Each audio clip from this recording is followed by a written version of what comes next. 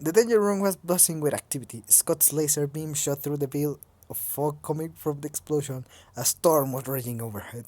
Large chunks of machines that had already been destroyed flew through the air, and the gush of silver was producing a proper whir- whirlwind. Well,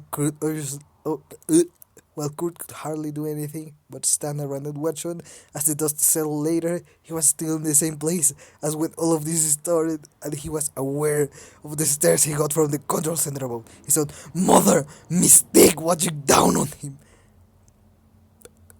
Maybe we should wait for a little longer. Maybe we should wait for a little longer before we get you back into missions again, buddy. Scott addressed him later as they changed back into their normal clothes. His first impulse was to say that he was okay and he was not only willing but ready to go back to his work outside of school, that he was still able to fight and go there and do things. But as he opened his mouth to just do that, there was, maybe to his luck, another voice taking over. Maybe you're right. He could see the surprise on Scott's face, although he could see his eyes. It was perfectly clear by the way he raised his eyebrows, and Kurt had never been more aware of how Peter stared at him from across the room. He was just changing into his jeans and putting his favorite AC/DC shirt back on.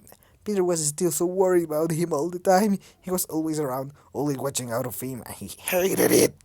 He was so fragile, I think. The little girl that needed rescuing. He was battling his demons, but his demons were quite loud and annoying, and Peter's eagerness to help and protect him did not make anything easier.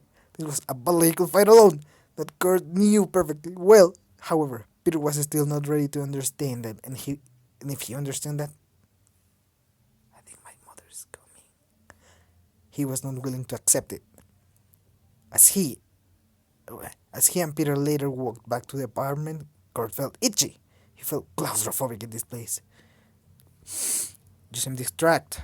Peter addressed him quietly, as he placed his arm around his shoulders and pulled him a little closer to his side. What's wrong, babe? Are things on Big not going alright? With Vic.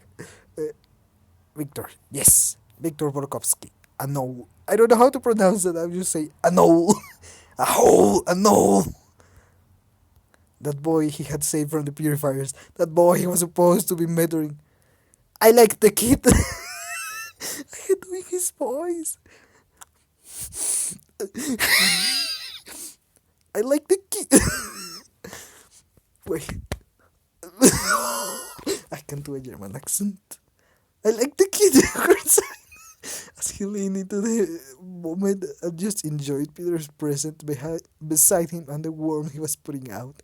He wrapped his own arm around Peter's waist the same way he always did. I really do. He's a nice kid. But I just don't. I don't. I don't. I don't know what I can do for him. I don't know how I'm supposed to help him or anyone for that matter. All I do is sit around uselessly all the time. I can't even fight anymore. You will fight again. Peter pressed only a small kiss to his temple. But before you can fight again, you have to get you have to get back to your feet, and you shouldn't try to rush any of that. You take as much time as you need. Hey, we could leave, if that makes you feel any better. We could go to Germany for a while. Just get off this school, away from the X-Men. I don't want to feel like a coward, Pietro. You're not a coward, honey. Shit, God. You went through a lot there. You deserve time for yourself. You deserve taking care of yourself now. And if you don't want to mentor Victor, that's fine too. He's a reminder of what happened after all. Why was he always so understanding? Why couldn't he just tell him that he was behaving selfishly? That he was a coward for once? It was frustrating. But I don't want to mentor him. I just don't know if this will benefit him. You are not happy here, Kurt. I can see that. Again, he wanted to lie and say that he was fine, that everything was hunky-dory. What the fuck does that mean? What does hunky-dory mean, guys? I don't know fucking English, man. What's hunky-dory? Let's go and search in Google. Google doesn't... Okay. What's hunky-dory? Hunky-dory. Meaning Cambridge. Hunky-dory. Meaning. Fine. Going well. Everything is hunky-dory.